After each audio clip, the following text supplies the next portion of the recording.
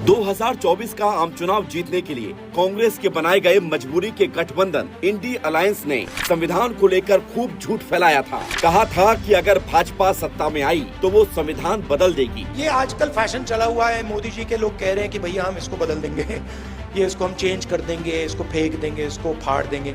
चुनाव हुए, इंडी गठबंधन की हार हुई और देश ने तीसरी बार फिर मोदी जी के नेतृत्व वाली एनडीए को सेवा का मौका दिया। चुनाव के बाद इंडी गठबंधन में दरार आई। कई राज्यों में कांग्रेस की एक के बाद एक हार हुई। एक अदद जीत के लिए तरस रही कांग्रेस ने बौखलाहट में तुष्टीकरण को बढ़ावा देना शुरू किया, लेकिन इस बार संविधान को ताक पर रखने की बात तक कर डाली। धर्म आधारित आरक्षण के लिए संविधान को बदलने तक की बात कह डाली। Even the constitution doesn't allow for reservations based on religion. Yes, I agree. Let us see, let us watch. Let what court comes out. We have started something. I know that everyone will go to the court. Let us wait for some good day. Good day will come. Lot of changes are there. Constitutions will be changing. There are judgments which alters the constitution also.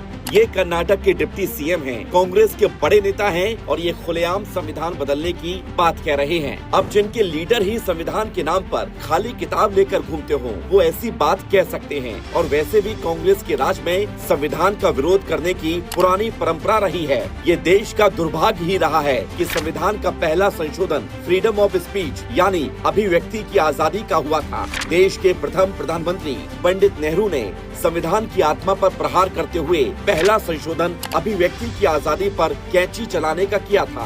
राजनीतिक फायदे के लिए नेहरू ने अनुच्छेद 356 का भी धड़ल्ले से दुरुपयोग किया था। नेहरू ने अपने शासनकाल के दौरान चुनी गई सरकारों को बर्खास्त करने के लिए 6 बार अनुच्छेद 356 का इस्तेमाल किया। उनकी बेटी इंदिरा गांधी ने तो अनुच्छेद 356 का इस्तेमाल करने का एक रिकॉर्ड ही बना डाला था। आपातकाल के उस अमानवीय दर्द को कोई नहीं भुला सकता है जब तत्कालीन प्रधानमंत्री इंदिरा गांधी ने अपनी तानाशाही मानसिकता को दर्शाते हुए संविधान की हत्या ही कर डाली थी। आपातकाल के दौरान संविधान में इस हद तक बदलाव किए गए कि इसे अंग्रेजी में कॉन्स्टिट्यूशन ऑफ इंडिया की जगह कॉन्स्टिट्यूशन ऑफ इंदिरा कहा जाने लगा था। जिस कांग्रेस पार्टी का इतिहास ही संविधान के साथ खिलवाड़ करने का रहा हो, जो कांग्रेस पार्टी संविधान विरुद्ध धर्म आधारित आरक्षण की वकालत करती हो, वो भला कैसे संविधान की रक्षा कर सकती है। कांग्रेस और राहुल गांधी को अब तो अपना ढोंग बंद करना होगा। आखिर ये पब्लिक है,